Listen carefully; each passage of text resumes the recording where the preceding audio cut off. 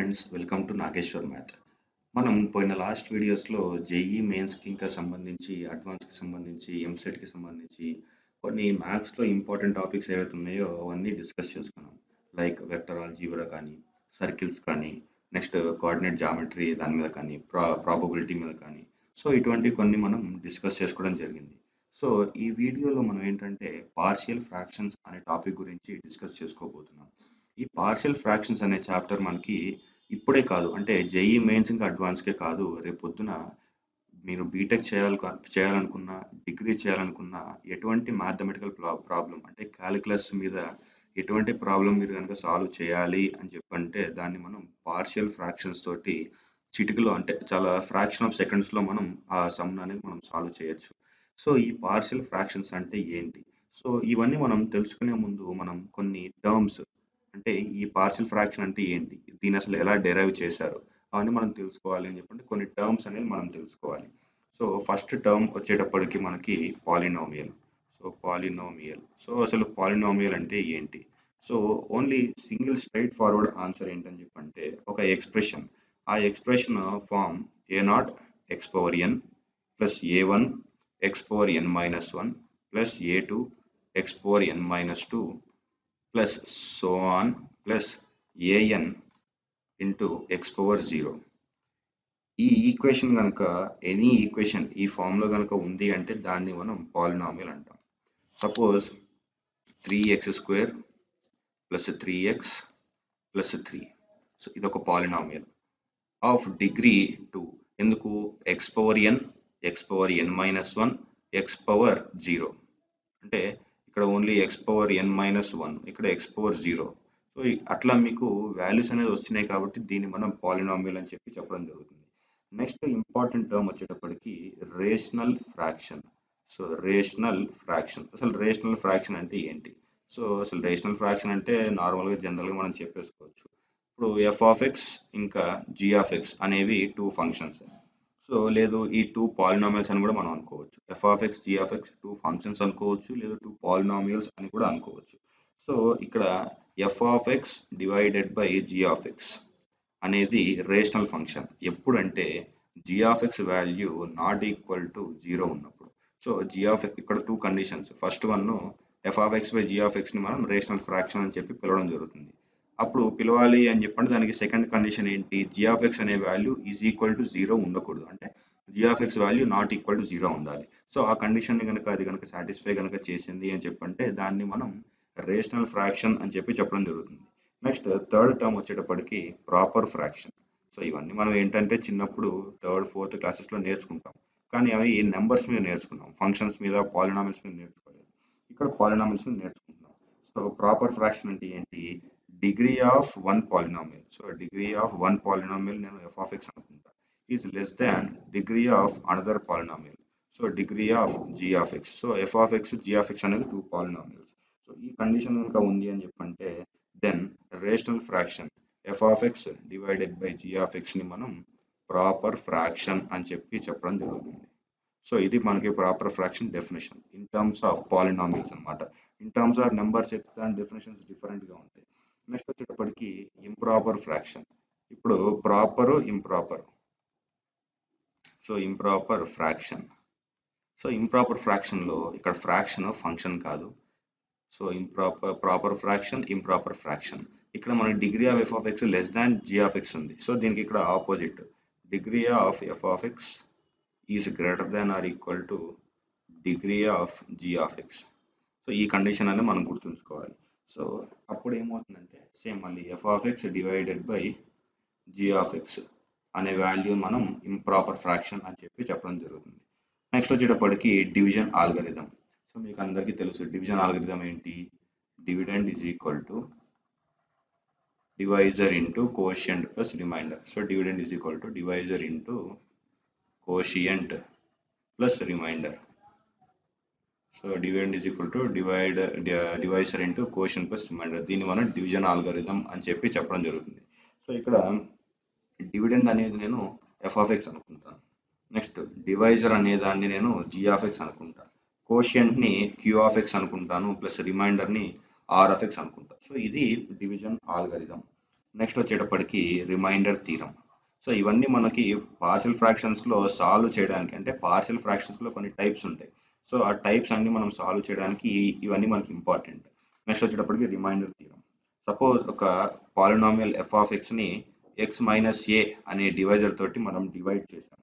So ఆ reminder ఏదైతే వస్తుందో దాన్ని మనం ఎఫ్ ఆఫ్ ఏ అంటాం. అదే మనకి రిమైండర్ థీరం. సపోజ్ ఇప్పుడు నేను X square minus 2x plus 1 ఉంది.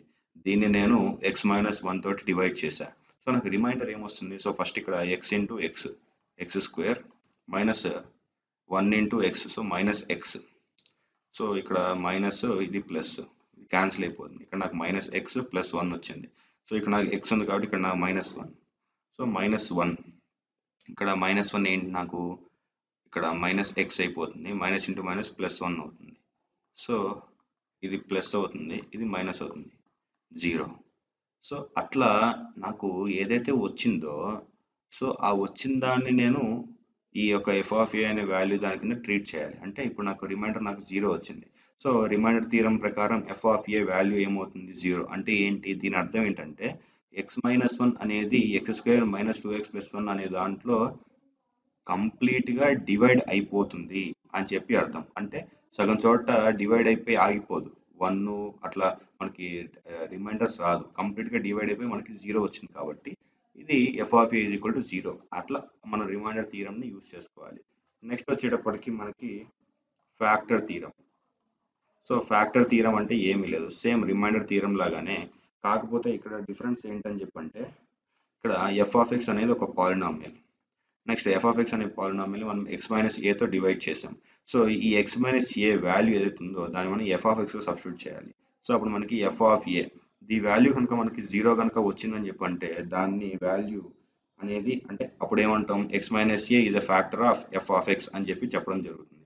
ఇప్పుడు చూడండి, ఇక్కడ f of a x minus 1, ఈ 1ని తీసుకెళ్ళి దీంట్లో నేను కనుక సబ్స్టిట్యూట్ చేస్తే suppose x minus 1 x square minus 2x plus 1, ఇది నాకు ఇచ్చిన ఎఫ్ ఆఫ్ ఎక్స్, ఇది నాకు x minus 1. So x minus a value తీసుకెళ్ళి దీంట్లో సబ్స్టిట్యూట్ చేస్తే so f of 1 is equal to నాకు 0 వచ్చింది. సో ఇప్పుడు నేను ఏమంటాను, x minus 1 is a factor of f of x అంట. సో అది ఫ్యాక్టర్ థీరం. సో అట్లా మనం గుర్తుంచుకోవాలి. నెక్స్ట్ వచ్చేటప్పటికి పార్షియల్ ఫ్రాక్షన్. సో ఇప్పుడు మనకి పార్షియల్ ఫ్రాక్షన్ అనే డెఫినేషన్ మనకి ఇప్పుడు తెలుస్తుంది. సో పార్షియల్ ఫ్రాక్షన్, సో అసలు పార్షియల్ ఫ్రాక్షన్ అంటే ఏంటి? సో ఎనీ 2 ప్రాపర్ ఫ్రాక్షన్స్ని సమ్ గనక, అంటే సమ్ ఫామ్లో కనుక చూపించాము అంటే దాన్ని మనం పార్షియల్ ఫ్రాక్షన్ అని చెప్పి చెప్పడం జరుగుతుంది. So 2 proper fractions some is equal to ఒక పార్షియల్ ఫ్రాక్షన్ అని చెప్పి మనం చెప్పుకోవచ్చు. సో ఇది మనకి partial fraction original definition. So ఈ పార్షియల్ ఫ్రాక్షన్స్ మనం సాల్వ్ చేయాలి అని చెప్పంటే మనకి టోటల్ 7, 8, 9 అట్లా కొన్ని కేసెస్ ఉన్నాయి. సో టోటల్ మనకి ఆల్ అరౌండ్ మనకి వచ్చేటప్పటికి 7 కేసెస్ ఉన్నాయి. సో ఈ 7 కేసెస్ మనకి చాలా important. So each and every ఒక వీడియోలో నేను నెమ్మదిగా సో ఈ యొక్క పార్షియల్ ఫ్రాక్షన్స్ నేను టోటల్ 3 పార్ట్స్, దీంతో కలిపి ఇంకా 2 పార్ట్స్ వస్తాయి. సో ఈ వీడియోలో నేను ఓన్లీ కేస్ 1 ఒకదాన్ని డిసైడ్ అంటే చెప్దాము అని చెప్పి అనుకున్నాను. ఎందుకంటే కేస్ 1 అనేది మనకి చాలా ఇంపార్టెంట్, చాలా ఈజీ. నెక్స్ట్ అర్థం చేసుకునేటప్పుడు కొంచెం కరెక్ట్గా ఉంటే ఈజీగా అర్థమైపోతుంది. సో నెక్స్ట్ వచ్చేటప్పటికి పార్షియల్ ఫ్రాక్షన్స్ సొల్యూషన్లో కేస్ 1. సో కేస్ 1 అంటే ఏంటి? సో ఇప్పుడు f of x divided by g of x. So f of x divided by g of x is a proper fraction. So proper fraction ఇందాక మీకు definition చెప్పాను. Proper fraction definition ఏంటి? Degree of f of x is less than degree of g of x. Next ఇప్పుడు అలా ఉంది. So అప్పుడు మనం case 1 ఏంటంటే when g of x contains non-repeated linear factors only.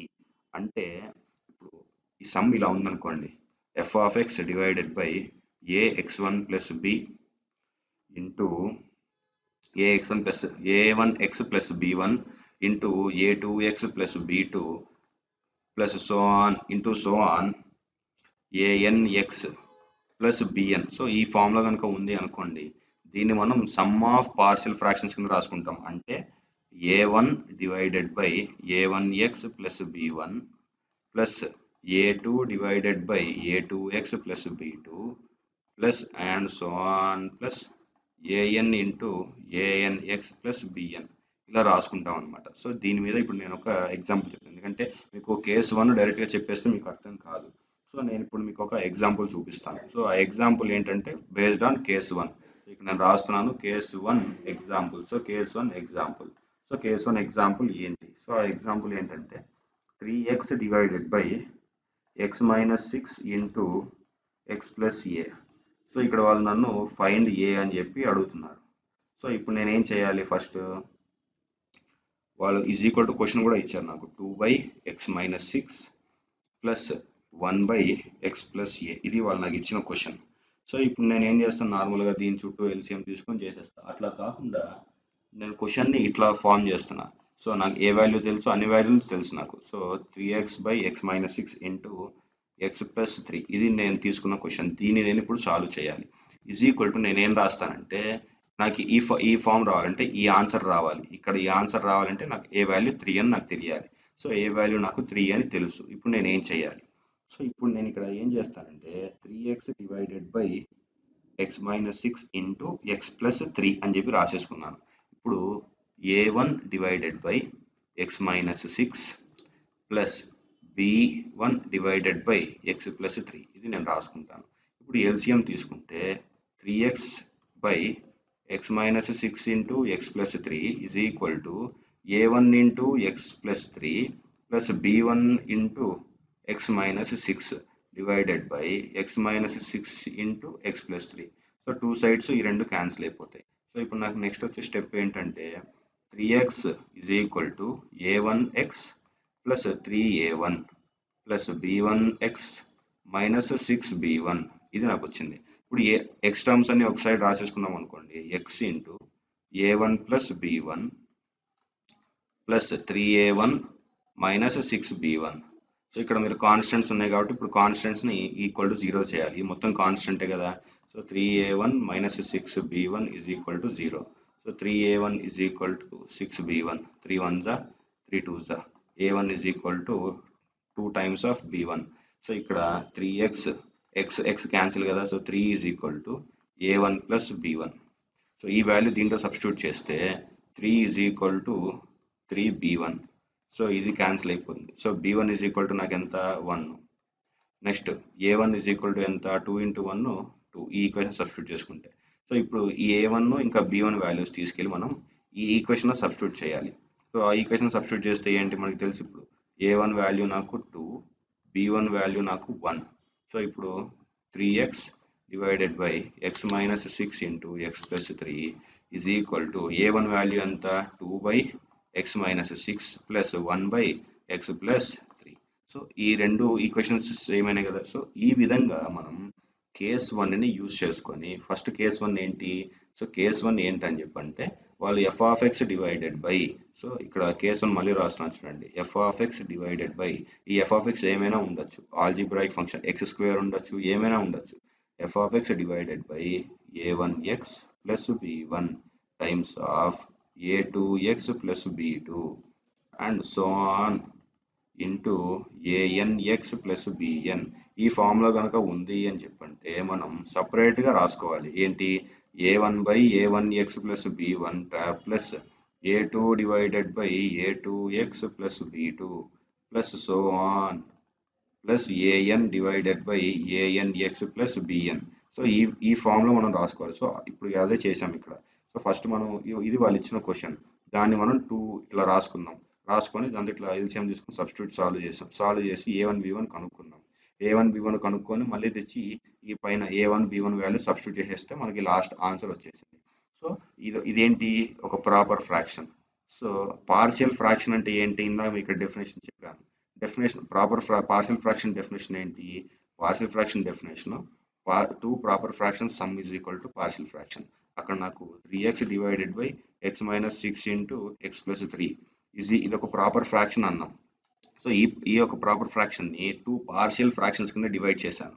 ఎట్లా, 2/x minus 6 plus 1/x plus 3. So ఈ రెండు, ఇదొక పార్షియల్ ఫ్రాక్షన్, ఇదొక పార్షియల్ ఫ్రాక్షన్. సో ఒక proper fraction is equal to some of 2 partial fractions అని చెప్పి ఇది కేస్ 1 చెప్తుంది.